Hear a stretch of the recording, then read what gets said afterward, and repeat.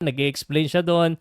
I'm sure you've heard some of it, which I thought he didn't have to explain. Eh, say no naman. Alam naman natin na yan ang pinakamatapang na journalist, na media man, na sports guy na kilala ko na kahit anong mangyari talagang dumurong. So medyo nagkainitan, nagkasagutan at pati yung tungkol kay sa Stockton, no? Tinanong, Yes. sino ba naglabas kay Stockton? Alam mo kung sino yung naglabas kay Stockton na sinabi ni Snow? Sino? Si Homer Simpson? Eh, hindi yung source ko eh. Nakasulat doon sa pinost ko eh. Ako, tsa, grabe. Hindi ko na maano eh. Nag-hit tuloy, nag-react ako doon. But hopefully maayos. Pero ano bang pagkakaalam mo dito sa issue na to? Well, I watched the show in its entirety after I was able to take care of my health business sa doctor ko.